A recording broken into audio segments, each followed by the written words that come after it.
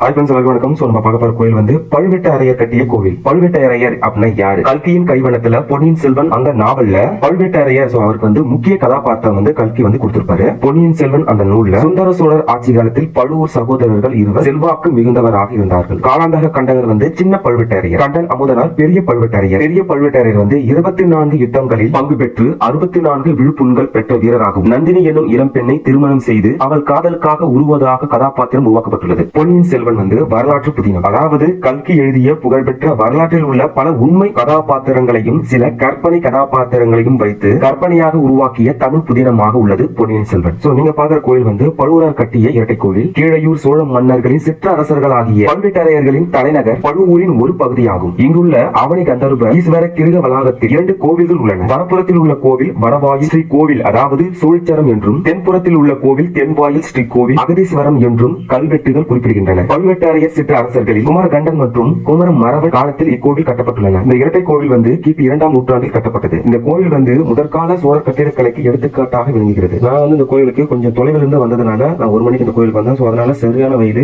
உள்ள வந்து full and full வந்து கருங்கல் எல்லாம் இருக்கு. நம்மளுடைய வழக்கம் என்னன்னா செப்பல் வந்து கோயில் வெளியே விட்டு வந்துருவோம். வெறும் காலையில மதியம் நேரத்தில் நடக்குது கொஞ்சம் சிரமம் ஆயிடுச்சு. இந்த கோவிலுக்கு வரணும் அப்படின்னா காலை நேரத்துல வாங்க, இல்லைன்னா மாலை நேரத்துல வாங்க. இந்த கோவிலுடைய அமைவிடம் எங்க இருக்குன்னா அரியலூர்ல இருந்து நீங்க வந்தீங்க அப்படின்னா, அதாவது அரியலூர்ல இருந்து திருச்சி நோக்கி வந்தீங்கன்னா 15 கிலோமீட்டர், கீழையூர் இல்லைன்னா மேலப்பனூர் சொல்லுங்க, 2 ஊரும் பக்கத்துல தான் இருக்கும். இந்த கோவிலின் கலைப்பணி வந்து பல்லவர் கால கலைப்பணியில் இருந்து மாறுபட்டு சோழர் காலத்தின் கட்டட கலைப்பணியை பிரதிபலிக்கிறது. அதாவது முதலாம் ஆதித்த சோழன் காலத்தை சார்ந்தவையாகும். அதாவது முதலாம் ஆதித்தனின் 13வது ஆட்சி ஆண்டு கல்வெட்டு ஒன்று இங்க இருக்கு. கோயில் நுழைவு வாயில வந்து துலாபாலகர் சிலை இருக்கும். மேலும் சூரியன், கணபதி, சுப்பிரமணியர், சண்டிகேஸ்வரர் ஆகிய சிலைகள் தேவகோட்டங்களை அழகு சேர்க்கின்றன. சோழ கேரள உறவுகள் வந்து வலிமையாகவும் இணக்கமாகவும் இருந்த பொதுகாலம் வந்து 9ஆம் நூற்றாண்டு. 9ஆம் நூற்றாண்டுக்கு பிறகு என்ன ஆயிடுச்சுன்னா, பல்வேறு அரசர்களாக உரிமையுடன் வெளிப்படும் பழுவேட்டரையர்கள் முதல் ராஜேந்திரனின் 8ஆம் ஆட்சி ஆண்டுடன் வரலாற்று காலத்தில் இருந்து மறைகிறார்கள். அதாவது 1020ஆம் ஆண்டிலிருந்து பழுவேட்டரையர்களுடைய காலம் வந்து முடிவடைது. அதற்கு காரணம் என்னன்னா, ராஜராஜர் ராஜேந்திரன் அவங்க காலத்துல நிகழ்ந்த சோழ கேரள போர்கள் அடிப்படை காரணமாக இருக்கலாம் என வரலாற்று ஆய்வாளர்கள் வந்து சொல்லியிருக்காங்க. ஏறத்தாழ 139 ஆண்டுகள் பழுவூரை வளப்படுத்திய பழுவேட்டரையர் மரபு திடீரென முடிவுக்கு வந்தாலும் கால வெள்ளத்தில் நீந்தி அது வரலாற்றில் ஒளிந்து கொண்டுதான் இருக்கிறது. அதற்கு ஒரு சாட்சியாக இந்த இரட்டை கோவிலை சொல்லலாம். அடுத்ததான் பொன்னியின் செல்வனும் மக்கள் பார்வையில் உள்ளவரை பழுவேட்டரையர்கள் நிலைத்து நிற்பார்கள். நீங்க பார்க்கிற இடம் வந்து கல்வரை சுவற்றில் இருக்க நின்ற வண்ணம் உள்ள சிவன். சுவர் பகுதி வந்து பிரம்மகாந்த அரை தூண்களால் அலங்கரிக்கப்பட்டுள்ளது. பொன்னியின் செல்வன் முதல் பாகம் பார்த்திருப்பீங்க. 2ஆம் பாகம் எப்படி இருக்கும் அப்படின்னா, கல்கியின் கைவண்ணம் பொன்னியின் செல்வன் வரலாற்று புதினத்துல பழுவேட்டரையர் வந்து எப்படி மறைகிறார்னா, சோழ பேரரசை சுந்தர சோழனுக்கு பிறகு மதுராந்தகன் ஆள்வதற்காக சம்புவரையர் அரண்மனையில் ரகசிய கூட்டம் நடத்தினார். மதுராந்தகனை நாடெங்கும் நடந்த கூட்டத்திற்கு ரகசியமாக அழைத்து சென்றார். சோழ பேரரசின் சிற்ற அரசர்களுடன் நடந்த கூட்டங்களில் மதுராந்த தேவனுக்கு ஆதரவு திரட்டினார். ஆனால் பழுவூர் இளையராணியான நந்தினி தானே சோழ பேரரசை ஆள வேண்டும் என ஆசைப்படுகிறார். அதற்காகவே பெரிய பழுவேட்டரையரை திருமணம் செய்வதாக நாவல் கூறுகிறது. நந்தினியின் சூழ்ச்சிகளை புரிந்து கொண்டு இறுதியாக அவளை விரட்டிவிட்டு தன்னுடைய கையினாலேயே மரணத்தை தழுவுகிறார் பெரிய பழுவேட்டரையர். நீங்க இந்த கோயிலுக்கு வரணும் அப்படின்னா சென்னையிலிருந்து 300 கிலோமீட்டர், அரியலூர் மாவட்டத்திலிருந்து 15 கிலோமீட்டர். கல்வரை சுற்றியுள்ள தேவக்கோட்டத்தில் வந்து பிரம்மா, தட்சிணாமூர்த்தி, சுப்பிரமணியர் சிற்பங்கள் சோழர்கால சிற்ப திறனை வந்து நமக்கு வந்து தெளிவுபடுத்துது. இரட்டை கோவில்கள் கீழையூர். இது வந்து வரலாற்று முக்கியத்துவம் வாய்ந்த சின்னமாக கருதப்படுது. நான் வந்து 1 மணிக்கு வந்ததுனால கோவில் கருவறையை என்னால காட்ட முடியல. கோயில் ஓபன் பண்றதுக்கு கொஞ்சம் 5-6 பேர் பேசி அதுக்கப்புறம் கோயில் வந்து ஓபன் பண்ணி உள்ள போய் பார்த்தேன். நீங்க இந்த கோயிலுக்கு வரீங்க அப்படின்னா காலை நேரத்துல வாங்க, இல்லன்னா மாலை நேரத்துல வாங்க. இந்த கோயில் வந்து சோழர் காலத்தில் வாழ்ந்த பழுவேட்டரையரால் கட்டப்பட்ட இரட்டை கோவில். இக்காலத்து வரலாற்று சின்னமாக கருதப்படும் கோயிலை வந்து குடும்பத்தோட வந்து பாருங்க. அடுத்த ஒரு நல்ல வீடியோ சந்திப்போம். தேங்க்யூ சோ மச் ஃபார் வாட்சிங். திருஞான சம்பந்தரால் தேவாரம் பாடல் பெற்ற திருத்தலம். மொத்தமா 274 சிவத்தலங்கள் இருக்கு. நம்ம பார்க்க போற தலம் வந்து 55வது தலம். இந்த வீடியோ பதிவு சிறியவர்கள் முதல் பெரியவர்கள் வரை அனைத்து தரப்பினருக்கும் பயனுள்ளதாக இருக்கும். நம்ம பார்க்க போற கோயிலுடைய மூலவர் வந்து ஆளுந்துரையார். இந்த கோவிலை கட்டியவர் யாருன்னா பொன்னியின் செல்வன் பார்த்திருப்பீங்க. அந்த படத்துல வர பழுவேட்டரையர் அந்த கதாபாத்திரம் வரும். அவர் தான் இந்த கோயில் வந்து கட்டியிருக்காரு. இந்த கோயிலின் பழமையும் பாத்தீங்கன்னா 1000 வருடங்களுக்கு முந்தைய காலம், அதாவது 7ஆம் நூற்றாண்டு. இங்க வந்து பூட்டப்பட்ட நிலையில இருக்குல்ல. இங்க வந்து பழைய சின்னதா ஒரு கோயில் இருக்கு. இது வந்து கொஞ்சம் டேமேஜா இருக்கிறதுனால பூட்டி வச்சிருக்காங்க போல. அதனால உள்ள வந்து வவ்வால் அது மேல இருக்கிறதுனால அது வந்து அதிகபட்சமா திறந்திருக்க மாட்டாங்க. கோயில் நுழைவு வாயில வந்து இருபுறமும் நந்தி, அதாவது கற்களால் செய்யப்பட்ட நந்தி இருக்கும். அதை பார்த்துட்டு கோயில் உள்ள போயிடலாம். நீங்க பாக்குறது வந்து தலைவிருச்சம், அதாவது இந்த கோயிலுடைய தலைவிருச்சம் வந்து ஆலமரம். இந்த ஊர் பேர் வந்து கீழப்பழுவூர். இது வந்து பழு என்பதன் பொருள் என்னன்னா ஆலமரம். எக்ஸாமுக்கு படிக்கிறீங்க அப்படின்னா பழு என்பதன் பொருள் என்ன அப்படின்னு வரலாம். அப்படி வந்துச்சுன்னா ஆலமரம். ஆலமரம். பழு என்பதன் பொருள் ஆலமரம். நீங்க பாக்குற வியூ வந்து கோயில் இடதுபுறம். கோயில் இடதுபுறம் பார்த்துட்டு வலதுபுறம் பார்க்கும்போது இந்த பக்கத்துல வந்து மண்டபம் இருக்கு. இடதுபுறத்துல வந்து மணீஸ்வரர் சின்ன மண்டபத்துல வந்து அழகா காட்சி அளிக்கிறாரு. கீழப்பழுவூர் இது வந்து பழுவேட்டரையர்களின் தலைநகரத்தின் ஒரு பகுதியாக அமைக்கப்பட்டுள்ளது. திருஞான சம்பந்தர் வந்து கிபி 7ஆம் நூற்றாண்டில் ஆலந்துறையார் கோவிலை பற்றி பாடல்கள் பாடியுள்ளார். இதுல பாருங்க கவர்மெண்ட் எக்ஸாம் கொஸ்டின் வருது. திருஞான சம்பந்தர் எந்த நூற்றாண்டை சேர்ந்தவர்? திருஞான சம்பந்தர் வந்து கிபி 7ஆம் நூற்றாண்டை சேர்ந்தவர். மணீஸ்வரர் வந்து சிவலிங்கத்துல அழகா காட்சி அளிக்கிறாரு. சோ அதை பார்த்துட்டு நம்ம வந்து கோயில் உள்ள போகலாம். முதலாம் பராந்தக சோழன் காலத்துல வந்து இங்க வந்து திருப்பணி நடந்ததாக சொல்லப்படுது. கிழக்கு நோக்கிய 5 நிலை ராஜகோபுரத்துடன் 2 பிரகாரங்கள் உள்ளன. திருவிளையாடல் புராணத்துல நடந்த நிகழ்வுகள் நான் ஒண்ணு சொல்றேன். சோ அதை நம்ம கேட்டுக்கிட்டே நம்ம வந்து உள்ள போகலாம். கைலாயத்தில் அன்னை பார்வதி விளையாட்டாக சிவனின் கண்ணை பொத்தியதால் சிவனின் 2 கண்களாக விளங்கும் சூரிய சந்திரனின் ஒளி இல்லாமல் போனது. இதனால் உலகம் இயக்கம் நின்றது. முனிவர்களும் தேவர்களும் கலங்கி நின்றனர். அப்போது சிவபெருமான் தமது தேவியிடம் விளையாட்டாக தவறு செய்தாலும் மற்றவர்களுக்கு அது பாதிப்பை ஏற்படுத்துமையானால் அது பாவமே ஆகும் அப்படின்னு சிவபெருமான் வந்து பார்வதி கிட்ட சொல்றாங்க. இந்த பாவத்திற்கு பிராச்சித்தமாக என்னை பிரிந்து பூலோகம் செல் அப்படின்னு சொல்லிடுறாரு. அங்கு பல தலங்களில் தவம் செய்து இறுதியாக அங்குள்ள யோகவனத்தில் தங்கிரு, நான் அங்கு வந்து உன்னை சேர்வேன் என்றார் அப்படின்னு சிவபெருமான் வந்து பார்வதி கிட்ட சொல்றாங்க. சோ பார்வதி என்ன பண்றாங்கன்னா பூலோகம் வந்துடுறாங்க. அந்த காலத்திலே பாருங்க ஒவ்வொருத்துக்கும் ஒவ்வொரு அறை கொடுத்திருக்காங்க. மடப்பள்ளி அது ஒரு அறை. சோ இடதுபுறத்துல இந்த பக்கம் வந்து பாத்தீங்க அப்படின்னா உழவார அறை.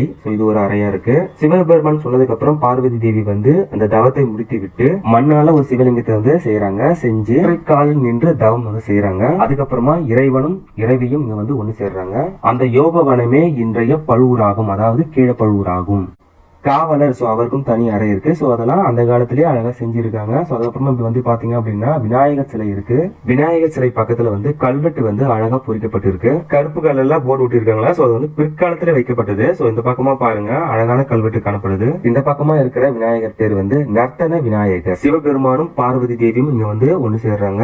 தவம் செய்த அம்பிகை என்பதால் அம்மாள் அருந்தவ நாயகி எனப்படுகிறாள். வீட்டுல வந்து எதனா பிரச்சனை, கணவன் மனைவி வந்து 2 பேரும் பிரிஞ்சுட்டாங்க அப்படின்னா இந்த கோயிலுக்கு வந்து நம்ம வேண்டணும் அப்படின்னா கணவன் மனைவி வந்து ஒண்ணு சேருவாங்க என்பது வந்து ஐதீகம். கோயில் அந்த சுவற்றில் வந்து அனைத்து பக்கத்திலேயுமே கல்வெட்டுகள் வந்து நிறைந்து காணப்படுது. இந்த கோவில் வந்து 1000 ஆண்டுகளுக்கு முந்தைய காலத்தில் கட்டப்பட்ட இந்த கோவில் தஞ்சை பெரிய கோவில் கட்டுவதற்கு முன்பாகவே இந்த கோயில் வந்து கட்டப்பட்டு இருக்கு. இப்ப நீங்க பாக்குற வியூ வந்து கோயிலின் இடப்புறம். நீங்க உள்ள நுழைஞ்சீங்க அப்படின்னா இந்த கோயில் இடப்புறம் இப்படிதான் இருக்கும். கோவில் சுவற்றின் மேல பாருங்க கற்கள் வந்து நீட்டிட்டு இருக்கு இல்லையா. அது வந்து மழை பெஞ்சுச்சுன்னா தண்ணி வந்து அந்த வழியா வர மாதிரி கல்லால செதுக்கி இருக்காங்க. கோவில் சுவற்றின் மேல பாருங்க மேல இருக்கிற அந்த நந்தி வந்து ஒற்றை கல்லால் செய்யப்பட்டது. ஒவ்வொரு மூலைக்கும் ஒவ்வொரு நந்தி இருக்கு. நீங்க பாக்குற வியூ வந்து கோயிலின் பின்புறம். இங்க இருக்கிற அந்த கல்லோட வடிவமைப்பு பாருங்க எவ்வளவு அழகா செஞ்சிருக்காங்கன்னு. 1-2 வடிவமைப்பு வந்து உடைஞ்சிருக்கு. 1000 வருடங்களுக்கு முன்பாக கட்டப்பட்ட கோயில் என்றதுனால இந்த அளவுக்கு இருக்குது பெரிய விஷயம் தான். இந்த சுவர்கள் முழுவதும் கல்வெட்டால நிறைந்து காணப்படுது. கொஞ்சம் கல்வெட்டு வந்து மறைஞ்சி நிலையில இருக்கு, அதாவது சிதலம் அடைந்து இருக்கு. மிச்ச கல்வெட்டு வந்து ஓரளவுக்கு தெரியுது. இந்த கோவிலின் மூலவர் வந்து சிறிய லிங்கத்தால் ஆனவர். அதனால என்ன பண்ணிருக்காங்கன்னா அந்த லிங்கத்து மேல குவளை மாதிரி கவுத்து அந்த குவளைக்கு தான் அபிஷேகம் பண்றாங்க. கொஞ்ச தூரம் வந்து கல்வெட்டுகள் நிறைந்த அந்த சுவற்றை பார்க்கும்போது அவ்வளவு அழகா காட்சி அளிக்குது. லிங்கம் பாருங்க இந்த மூலையிலும் லிங்கம் இருக்கு. ஆனா வந்து மேல வந்து செடி வளர்ந்துருக்கு. இந்த பக்கம் வந்து பாத்தீங்க அப்படின்னா கோயிலின் வலப்புறம். நீங்க கோயில் உள்ள நுழையறீங்க அப்படின்னா கோயில் வலதுபுறத்துல வந்து இந்த பக்கம் தான் இருக்கும். தூரத்துல இருக்கிற இந்த கோயிலை வந்து கிட்டத்துல பார்த்தா அவ்வளவு அழகா இருக்கு. கற்சிற்பங்கள் அழகான முறையில செதுக்கப்பட்டு இருக்கும். இங்க இருக்கிற அம்மன் வந்து மேற்கு புறமா அழகான காட்சி அளிக்கிறாங்க. கீழே இருக்கிற அந்த சிற்பங்களை பார்த்துட்டு மேல பார்க்கும் பொழுது தஞ்சாவூர்ல பார்த்து இருப்பீங்க. அதே மாதிரியான வடிவமைப்பு இங்கே இருக்கும். இதுதான் ஃபர்ஸ்ட் பட்டின கட்டின கோயில்ன்றதுனால இதோட வடிவமைப்பு தான் தஞ்சாவூர் வடிவமைப்பு மாதிரி இருக்கும். தஞ்சை பெருவுடையார் கோவிலை ஒப்பிடும் பொழுது இது வந்து சின்ன கோயில் தான். இருந்தாலும் கட்டிடக்கலை வந்து அழகான முறையில செஞ்சிருக்காங்க. கட்டிடக்கலை வந்து சோழர் காலத்தில் உருவாக்கப்பட்டது. ஒவ்வொரு சிற்பங்களும் ஒவ்வொரு வடிவமைப்புல அழகான முறையில காட்சி அளிக்குது. மேற்கு புறமா ஞான சக்தி அவர்கள் வந்து காட்சி அளிக்கிறாங்க. கீழே இருக்கிற சிற்பங்கள் வந்து சிங்க சிற்பங்களாக அமைந்திருக்கு. இத்தல சிவனுக்கு சாம்பிராணி தைலம் பூசப்படுகிறது. லிங்கம் சிறியது என்பதால் அடையாளம் காட்ட அதன் மீது ஒரு குவளை கவிழ்க்கப்பட்டிருக்கிறது. ஏற்கனவே சொன்ன மாதிரி அந்த குவளைக்கு அபிஷேகம் வந்து நடக்குது. அடுத்த ஒரு முக்கியமான இன்ஃபர்மேஷன் இந்த கோயில்ல இருக்கு. என்னன்னா பரசுராமர் தன் தாய் ரேணுகா தேவியை கொன்ற பாவம் நீங்க வழிபட்ட தலமாக இது கருதப்படுகிறது. உருவாக்கிய குளம் வந்து இந்த கோவிலின் எதிர்ப்புறத்துல இருக்கு. நடுவில் வந்து ஒரு ரோடு போகும். ரோட தாண்டி போனீங்க அப்படின்னா அந்த குளத்தை வந்து பார்க்கலாம். அவர் உருவாக்கிய குளம் என்பதால் பரசுராம தீர்த்தம் என அழைக்கப்படுகிறது. இந்த கொடிமரத்தை பார்த்துட்டு நம்ம அப்படியே கொஞ்சம் உள்ள போனோம் அப்படின்னா பக்கத்துல வந்து பலிபீடம் ஒற்றை கல்லால் ஆன நந்தி சிற்பம் காணப்படுது. நந்தி சிற்பம் பக்கத்துல, அதாவது நீங்க கோயில் நுழைவு வாயில இருந்து உங்களுக்கு வந்து வலது புறத்துல வந்து அருந்தவ நாயகி வந்து காட்சி அளிக்கிறாங்க.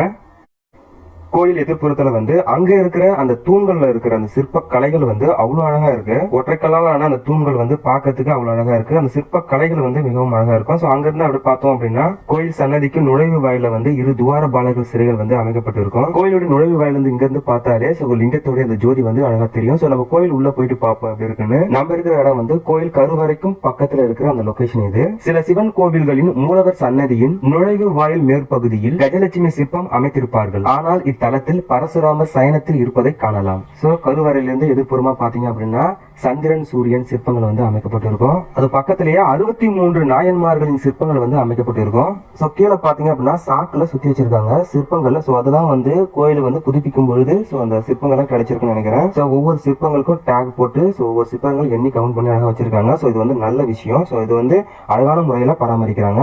கோயில் நுழைவு வாயில இருந்து பாத்தீங்கன்னா இடதுபுறத்துல வந்து மீனாட்சி சுந்தரேஸ்வரர் திருமண கோலத்தை பார்த்துட்டு நம்ம வந்து இந்த பக்கமா போனோம் அப்படின்னா கோயிலின் சுற்று வளாகம் வரும். மூலவரை பார்க்கணும் அப்படின்னா கோயிலின் எத்தனை அடுக்க தாண்டி வரும் பாருங்க. சோ இது வந்து கோயிலின் உட்புறம். இந்த சிற்பத்தை பாருங்க, கஜம்பகார மூர்த்தி. சோ எப்படி இருக்காங்க பாருங்க சிற்பம். சோ இதற்கு ஆப்போசிட்ல பாருங்க மாணிக்க வாசகர், திருஞான சம்பந்தர், சுந்தரர், திருநாவுக்கரசர் சிற்பங்கள் தான் அமைக்கப்பட்டிருக்கு. சோ கிழக்கு நோக்கிய கோடி விநாயகர் சிலை இது.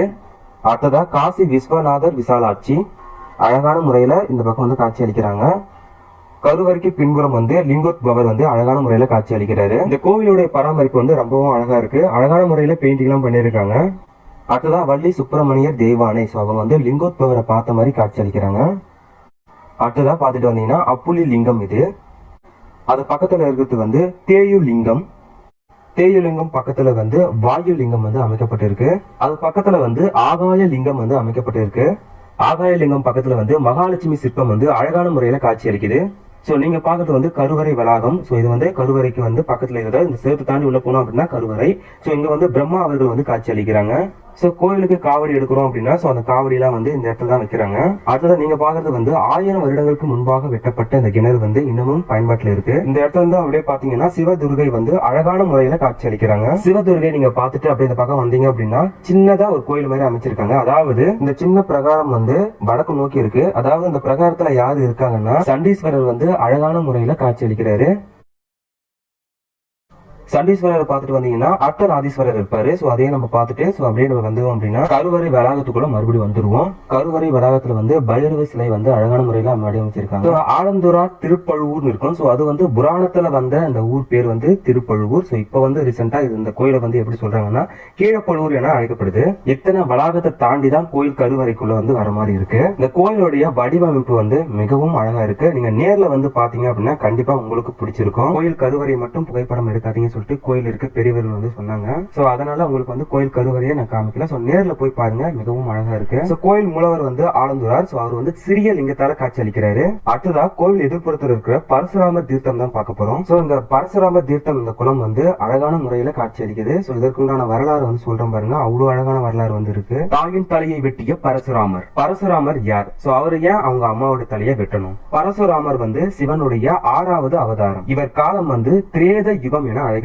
தந்தை சொல்மிக்க மந்திரம் இல்லை என்பதை உலகிற்கு எடுத்துக்காட்டியவர் பரசுராமர். பரசுராமர் வந்து ஜமதங்கி ரேணுகா தம்பதியின் 5வது இளைய மகன். பரசுராமர் வந்து கையில ஒரு கோடாரி வச்சிருப்பாரு. சோ அது வந்து இவர் வந்து சிவபெருமானை நோக்கி கடும் தவம் செய்து பரசு என்னும் கோடாரை வந்து பெற்றிருக்காரு. ரேணுகா தேவி வந்து ஆற்றுக்கு சென்று தண்ணி எடுத்துட்டு வர்றது வழக்கம். அதாவது அங்க வந்து குடம்லாம் எடுத்துட்டு போக மாட்டாங்க. அங்க இருக்கிற மண்ணிலேயே பானையை வந்து சிவபெருமானை நினைத்து பானையை வந்து செஞ்சு தண்ணி வந்து எடுத்துட்டு வர்றது வழக்கம். ஒரு நாள் வந்து மேல வந்து கந்தர்வர்கள் போறாங்க. சோ இது வந்து ரேணுகா தேவி அம்மா வந்து பார்த்து சோ மனசுல வந்து அழகா இருக்காங்கன்னு சொல்லி நினைக்கிறாங்க. சோ அப்படி நினைச்சதுனால அவங்களால அந்த பானையை வந்து உருவாக்க முடியல. ரொம்ப நேரம் ஆகியும் சோ மனைவி வந்து வீட்டுக்கு வரலையே சொல்லிட்டு ஜமதங்கி என்ன பண்றாருன்னா அவருடைய அந்த நாணக்கண்ணால பார்க்கும் பொழுது சோ இவங்க வந்து இந்த மாதிரி நினைச்சிருக்கிறது வந்து அவங்களுக்கு தெரிய வருது. ஜமதங்கி என்ன பண்றாரு, அவங்க பசங்கிட்ட வந்து தாயின் தலையை போயிட்டு வெட்டிக்கிட்டு வாங்க அப்படின்னு சொல்லுவாங்க. சோ 4 பசங்களும் மறுக்கிறாங்க. ஜமதங்கி என்ன பண்றாருன்னா 4 பேரையும் கல்லாக்கிறாரு. 5வது மகனான இளைய மகன் பரசுராமன். சோ அவர் என்ன பண்றாருன்னா அவன் தாயின் தலையை வந்து வெட்டி எடுத்துட்டு வந்துடுறாரு. ஜமதங்கி வந்து மிகவும் மகிழ்ச்சி ஆயிட்டு உனக்கு வந்து என்ன வரம் வேணும் சொல்லிட்டு பரசுராமர் கிட்ட வந்து கேட்கிறாரு. பரசுராமர் அடுத்தடுத்து கேட்ட வரம் வந்து மிகவும் முக்கியமானது. முதல் வரம் வந்து தாய் வந்து உயிரோட வரணும்னு சொல்லிட்டு கேட்கிறாரு. அடுத்த வரம் வந்து சிலையாய் ஆன சகோதரர்கள் வந்து மீண்டும் வரணும்னு சொல்லிட்டு கேட்கிறாரு. ஜமதங்கியும் அதுக்கப்புறமா அந்த வரத்தை கொடுத்து நிறைவேற்றுறாரு. தாயின் தலையை வெட்டினதுனால அந்த பாவத்தை தீர்க்கறதுக்காக உண்டாக்குன குளம் தான் இந்த குளம். சோ ஆலந்துரார் கோயிலும் இந்த பரசுராம தீர்த்தமும் இந்த வீடியோல பார்த்தோம். இந்த வீடியோ பதிவு உங்களுக்கு யூஸ்ஃபுல்லா இருக்கும்னு நினைக்கிறேன். Okay friends, thank you so much for watching.